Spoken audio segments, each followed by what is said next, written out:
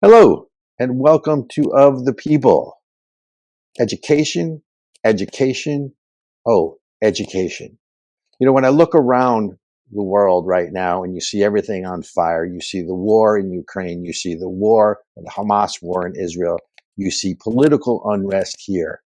The thing that stands out to me that I don't think anyone's focusing on is the role of education in all of this. So what do I mean by that? It's very simple. Randy Weingarten, my favorite, of course, if you've listened to prior shows, the head of the AFT, American Federation of Teachers, was lamenting the rise of homeschooling in this country. And obviously that's an education issue. And the reason there's a rise in homeschooling is pretty obvious.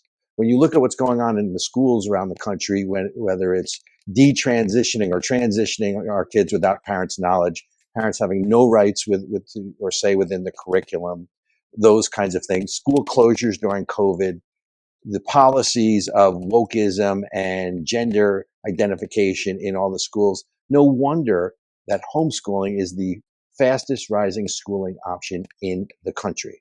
So education, education, education. But we also have parents now being called terrorists. Now, real terrorism you're seeing in the Middle East. Hamas are terrorists. But parents were, not too long ago, in Loudoun County and other places, Virginia, across the country, were terrorists for wanting a say in their children's education.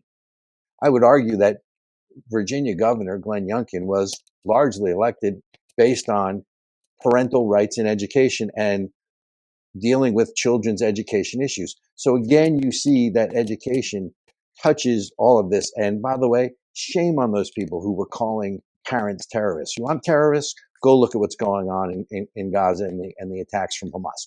Those people are terrorists. The Iranians are terrorists, the Revolutionary Guard. But then you look around, education also touches the fact that the reason we're in this mess is because the woke left has taken over education. Not only, and they don't teach civics, they don't teach about the Constitution, which arguably is the greatest document written. There's a couple others, right? Magna Carta, those kinds of things.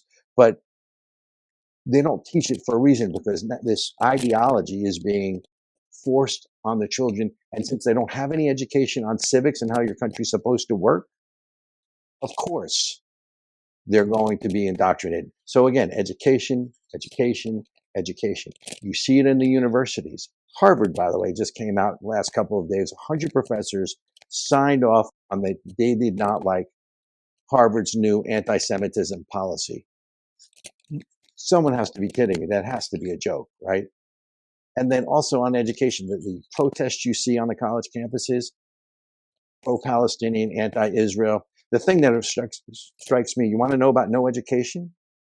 So the same people, or a lot of them, that are protesting Israel, LGBTQ, gays, lesbians, someone basically said that LGBTQ homosexuals protesting against Israel would be like, chickens lobbying for Kentucky Fried Chicken, right? It's just an oxymoron, because those people would be put to death by the PLO or Hamas or many, if not all, of the Middle Eastern countries, save one or two, instantly.